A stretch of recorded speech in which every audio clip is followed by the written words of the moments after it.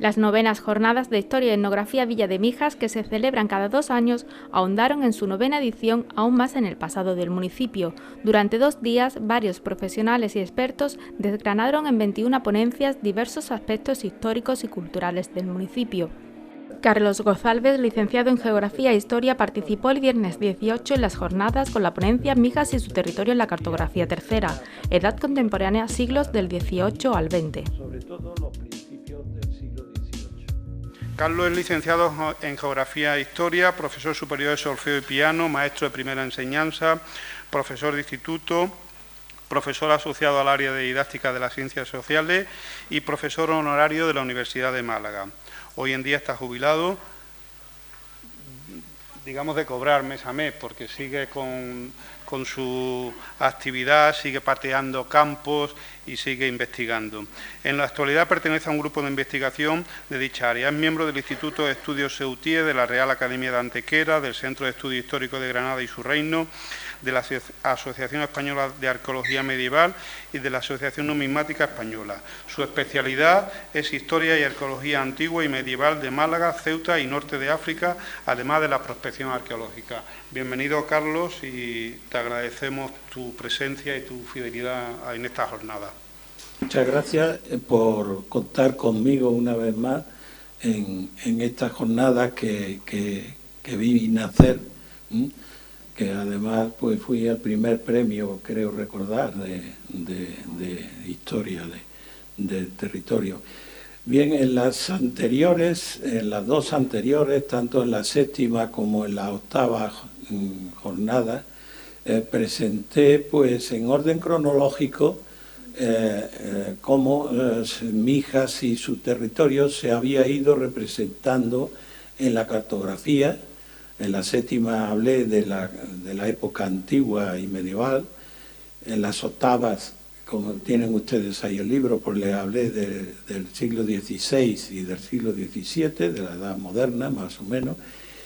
Y en estas pues les voy a hablar de la edad contemporánea, quedándome más o menos a mediados del siglo XX, porque ya la tecnología para la cartografía me supera y no sabría ir más allá de mediados del siglo XX, sinceramente. En el siglo XVIII, si en el siglo XVII la cartografía era lo que Yves Lacoste ya había definido como un arte para la guerra, en el siglo XVIII sigue siéndolo como había sido desde su inicio. Siempre, normalmente, casi todos los avances técnicos, incluso actuales, de todo tipo, pues están hechos para eso, para la guerra, mucho más la cartografía. Llegándose a decir incluso que sin el conocimiento geográfico, pues un monarca, un rey, casi no sabía lo que era, y ni siquiera que lo era, sin saber cuáles eran sus territorios y cuáles eran los territorios ajenos. Empiezan ya a finales del siglo XVII a hacerse expediciones científicas y a finales del siglo XVII, como vimos en las anteriores jornadas, pues ya los mapas empiezan a ser cada vez más detallados. A partir de 1635, con Teixeira, pues aparece Mijas por primera vez muy bien reflejada en un plano cartográfico. Y también otro hecho que modifica mucho la cartografía y que le da un gran avance es el inicio del nacionalismo.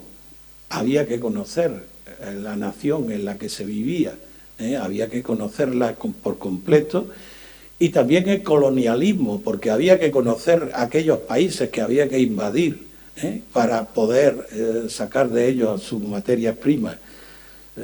Tanto el nacionalismo como el colonialismo necesitaban un exhaustivo conocimiento geográfico.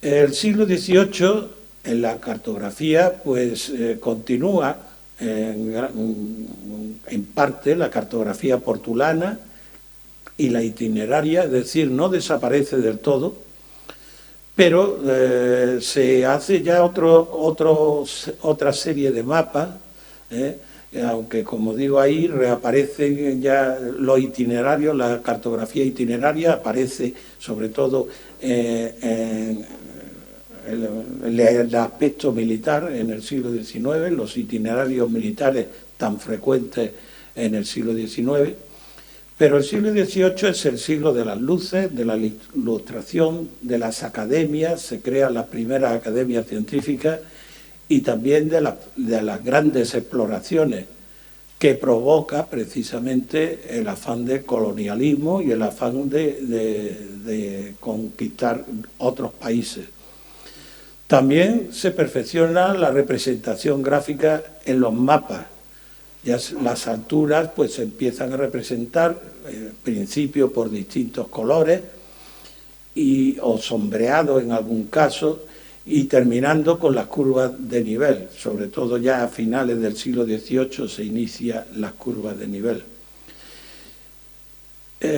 También pues eso, los monarcas necesitan conocer perfectamente el territorio para poder controlarlo, y también se inicia en el siglo XVIII por todos los países un intento de hacer un mapa nacional. Si el siglo XVII había sido el siglo de la cartografía holandesa, sobre todo, el siglo XVIII es el siglo de oro de la cartografía francesa. En los inicios del siglo XVIII, por ejemplo, en España pues no se hacía cartografía. Toda la cartografía de este siglo pues la hacían familias de cartógrafos como los Nolin, es decir, no había una sola persona, sino que era un inicial, digamos, cartógrafo, y sus hijos, sus primos, en fin, eran familias enteras que tenían escuelas de cartografía, pero todas en Francia. Y todos los mapas normalmente de España y de lugares españoles pues se hacían en Francia.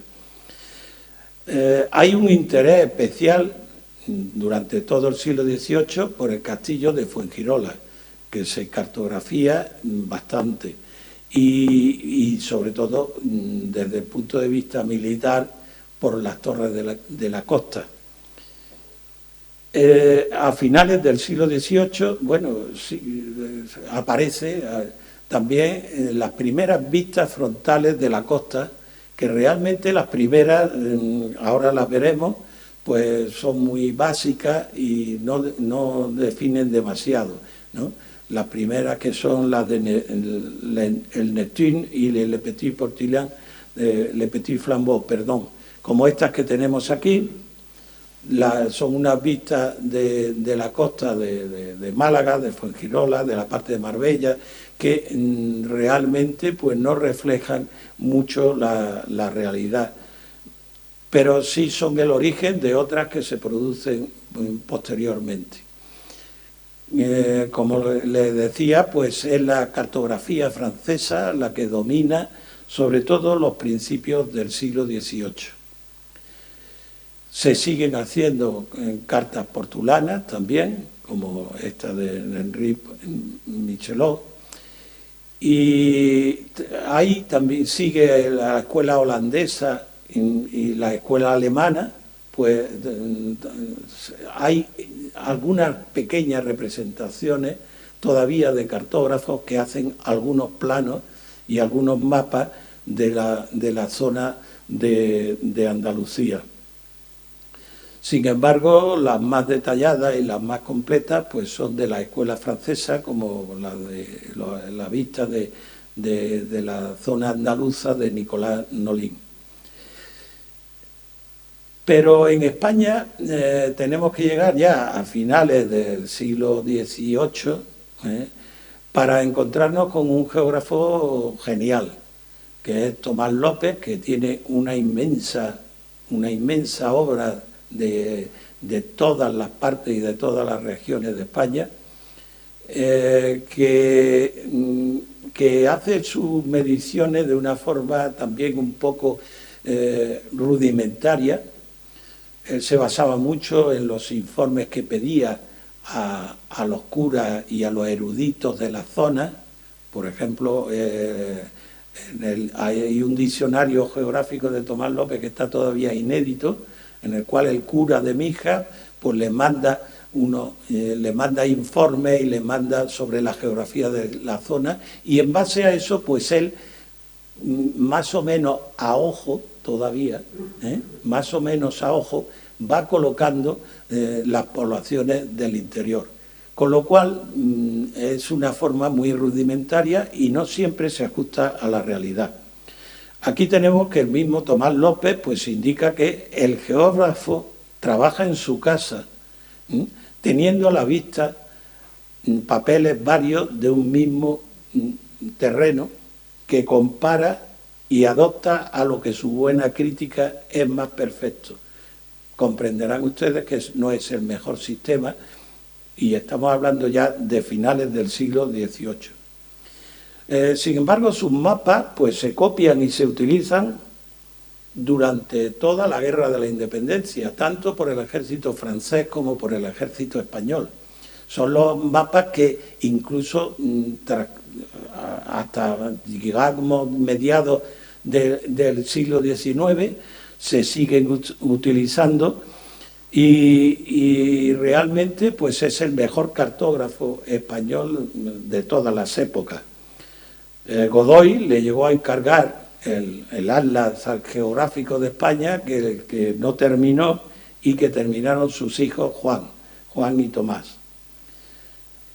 Bien, aquí tenemos una parte del mapa del Reino de Granada de Tomás López, donde está indicada la zona de Mijas. También tiene dentro de su mapa tiene un portulano de las costas, y no empiezan a aparecer, porque ya en el siglo XVII la escuela holandesa había hecho muchísimos mapas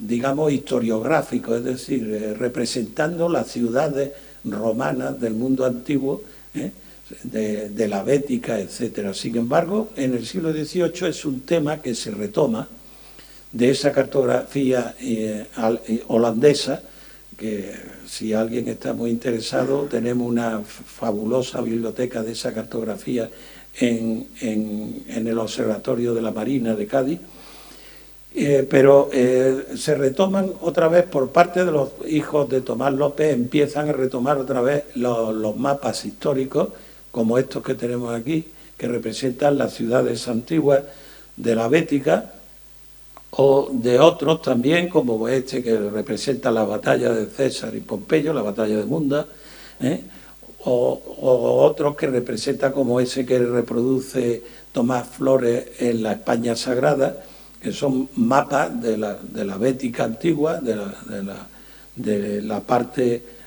Andalucía. Esto se empieza otra vez a retomar y se empieza a hacer con los famosos atlas didácticos, que también empiezan, sobre todo en el siglo XIX, a ser muy frecuentes. Pero durante el siglo XVIII la atención de toda la zona se centra en la costa. Hemos hablado también del castillo de Fuengirola, que también es un centro de interés, pero sobre todo en la costa, porque siguen siendo mapas hechos para la guerra, para la defensa, y entonces hay que señalar los sitios donde están las torres, donde están los desembarcaderos, etcétera. Como este es portulano de Juan Medrano, de 1730, muy temprano, y otros mapas que se repiten, que son mapas casi pues eso, pues mapas portulanos, aunque también empiezan a representar una parte del interior de la costa. Son mapas que se hacen para la guerra, son mapas que incluso sus originales pues están o bien en el Centro Geográfico del Ejército de Madrid o bien en el Instituto de Cultura Militar, como todos estos que estamos viendo aquí. Hay una infinidad de mapas de la costa en estos dos centros, incluso en el Archivo General de Simancas, como este que estamos viendo, que lo único que se representa pues son casi las torres de costa y un pequeño interior. Y también otro motivo de mucho interés pues son las torres de defensa de la costa, que también se cartografían con bastante asiduidad en el siglo XVIII y XIX. Otro centro de interés pues es también, como no, el castillo de Fuengirola, que también tiene diversos ejemplares, sobre todo en estos centros cartográficos del ejército. También hacia finales en principios del siglo XIX, finales del siglo XVIII, las expediciones costeras de Tofiño, de Nicolás de Tofiño, de Valdés, de Monroy, pues llevan a hacer unos portulanos con mucha más precisión que todos los anteriores. Y de vez en cuando pues también se hacen planos volviendo al antiguo estilo de los itinerarios, ¿no? Hay muchos planos que son como este, de itinerario español, guía de camino. Hay muchísimos, este es de Matías Escribano, pero hay de Rodríguez Campomanes, en fin, hay muchos de camino. Bien, en el siglo XIX, pues empiezan a aparecer ya los mapas provinciales, sobre todo a partir de 1833, que es cuando se hace la nueva división de provincias. Por supuesto, en el siglo XIX es el siglo del auge del colonialismo, y entonces había que conocer muy bien los países y las costas propias incluso. Pero sobre todo en el siglo XIX lo más interesante, aparte de que hay diversos adelantos técnicos, como una unificación de los símbolos de la cartografía, como la determinación del meridiano de Greenwich, pues lo interesante del siglo XIX es que aparecen mapas con unas temáticas que no habían aparecido anteriormente. Aparecen, pues, por supuesto, los mapas provinciales, los mapas no parcelarios todavía, porque no aparecen hasta finales del siglo XIX, pero sí al menos mapas urbanos de los pequeños pueblos empiezan a aparecer casi a finales del siglo XIX, y sobre todo hay también una unificación en las representaciones cartográficas, sobre todo a partir de 1860, en que los principales países europeos acuerdan entre ellos la feliz idea de intercambiarse los cartógrafos. Es decir, España pues mandaba muchos cartógrafos a Francia y viceversa. Entonces la cartografía se enriqueció enormemente de ese trasvase cultural, por llamarlo de alguna forma. También empieza a utilizarse la fotografía aérea, en 1834, pero en España un poco más tarde, en la Guerra de la Sucesión, pero como se pueden ustedes imaginar, la cartografía, digamos, para cosas civiles, hablemos de esa forma, pues no se utilizaba esos medios tan sofisticados en aquella época. La fotografía aérea, pues solamente en ese siglo, durante el siglo XIX, se utilizó nada más que para el espionaje del enemigo cuando había guerra, pero no para la cartografía en sí. Bien, los franceses cuando invaden la península, pues se encuentran que la mejor cartografía que había pues era la de Tomás López. Y entonces lo que hacen es copiarla y hacen sus ediciones, digámosle así, de la cartografía de Tomás López. Entonces son realmente mapas copiados casi exactamente los mismos que los de Tomás López, que son los que ellos utilizan. Y son los que ellos, incluso cuando los asaltan a las tropas francesas, les recogen mapas de Tomás López a los oficiales franceses. Los franceses también hacen su propia cartografía, como por ejemplo hay algún francés que hace un dibujo, una carta de la zona del castillo de Fuengirola. Este mapa que está en el Centro Geográfico del Ejército de Madrid, en realidad es una copia de uno que está en un archivo francés. Una copia que un capitán español pues fue a principios del siglo XX y copió todo lo que había. Pero el otro mapa pues es un mapa original francés. Realmente los franceses tenían una cartografía muy buena. El mejor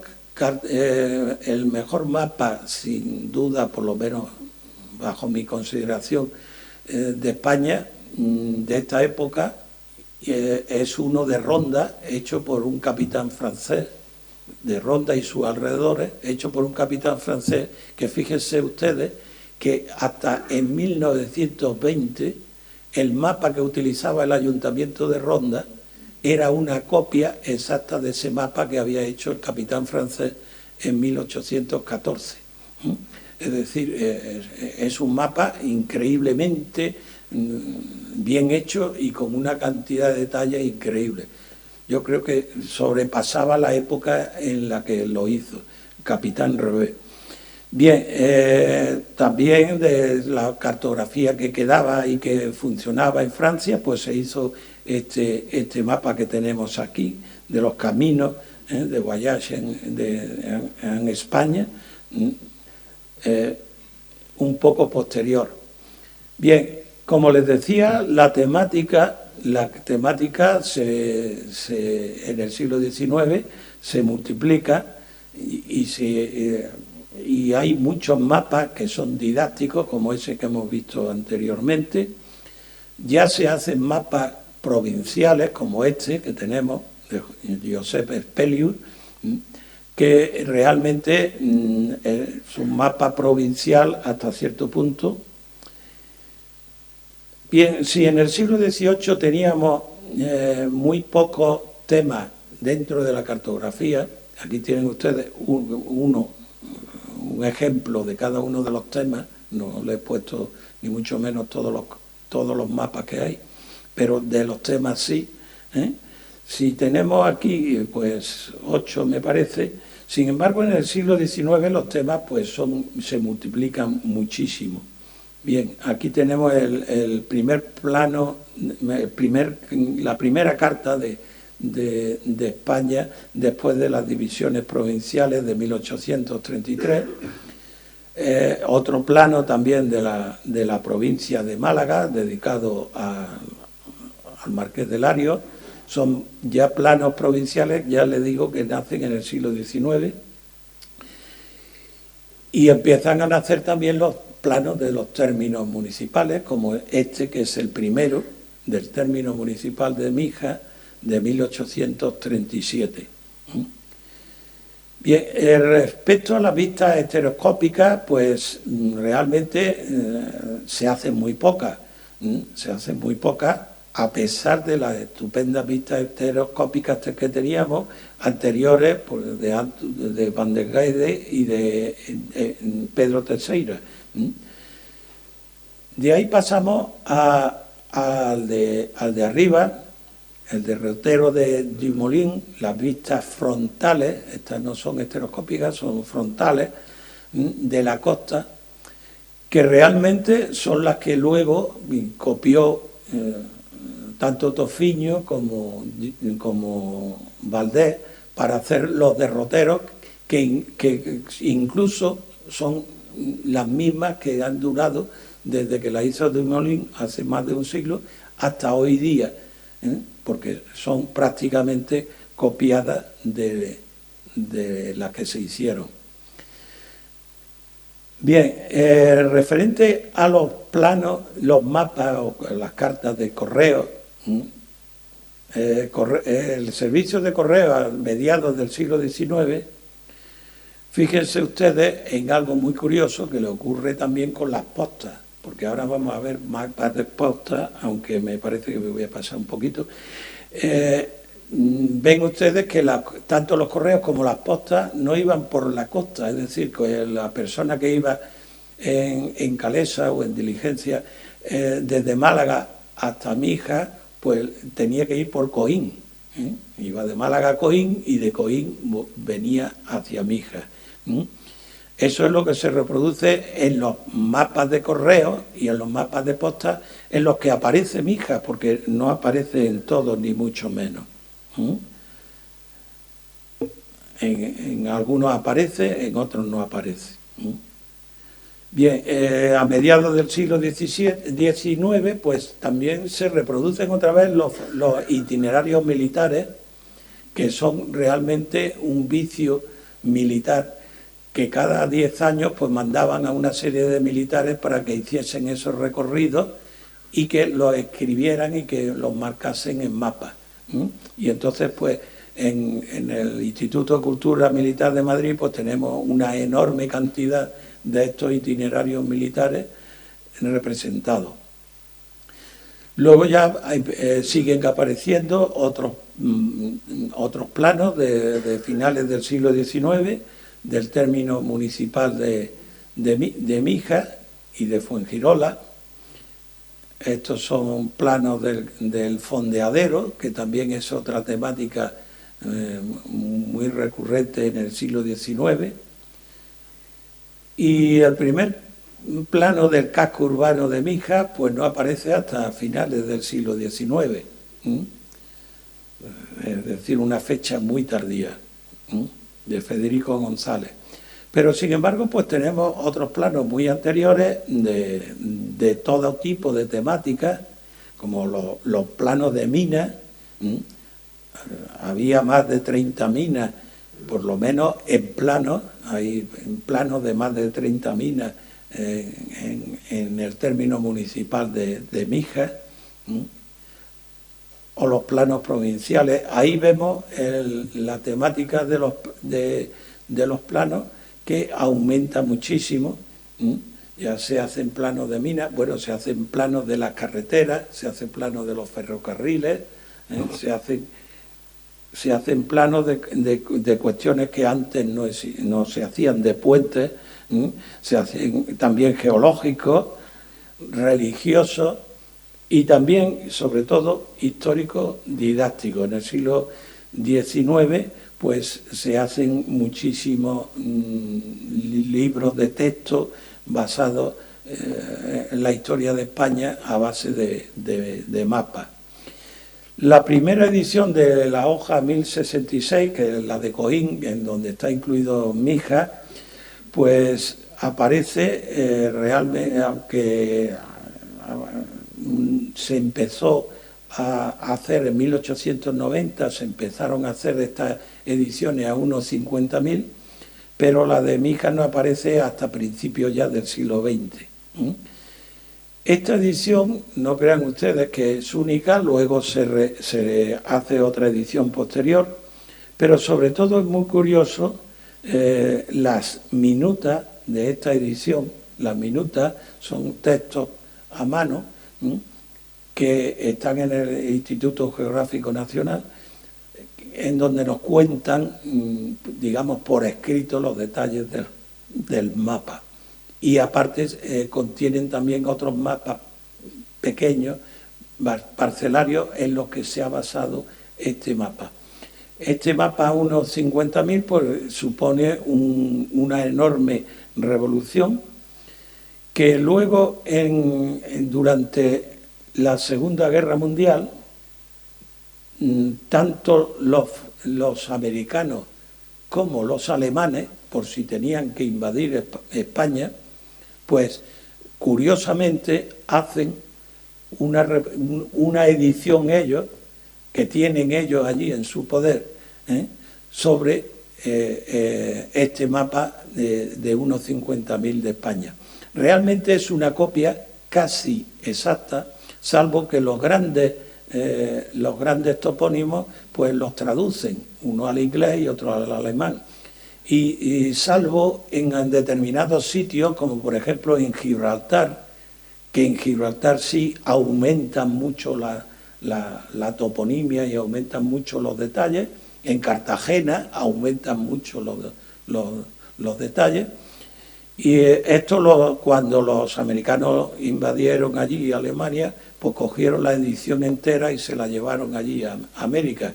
Y allí en la biblioteca del Congreso americano están las ediciones enteras allí de miles y miles de copias de tanto del mapa alemán como del mapa americano a escala 1/50.000.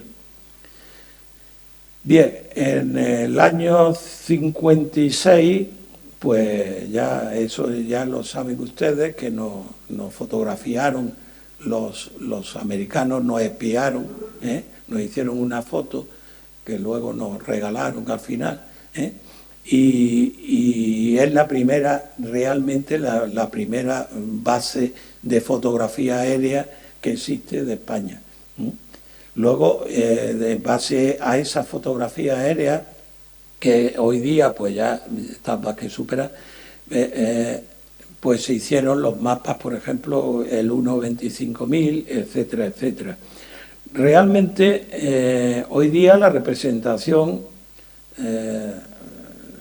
fíjense ustedes que ya no sirven ni siquiera los vértices geodésicos que había en medio del campo, en las montañas, para señalar como puntos de referencia para hacer los mapas, pues ya se han abandonado, ya no sirven, porque con la aparición tecnológica que tenemos hoy día, con los satélites, con la aparición del sistema GPS en 1973, etcétera, pues ya todo eso está de sobra, ya eso ya no sirve para nada. Hoy día, pues la fotografía aérea nos permite, con el sistema, los rayos láser, el escáner y lo que le llaman el LIDAR, pues permite hacer un escaneo del terreno por capas y permite incluso podemos hacer un mapa donde no se vea nada más que los árboles, no se vea nada más que determinadas alturas, etcétera. Podemos representar el terreno con total y exactitud tal como es. Con lo cual, pues ya todos esos sistemas de casi la cartografía de papel, pues también ha desaparecido con el ordenador. Pero ya esos son sistemas de los que ya no les pienso hablar, es decir, aquí termina mi historia de la cartografía en relación a mi hija, porque la tecnología pues ya realmente me supera. Nada más y muchas gracias.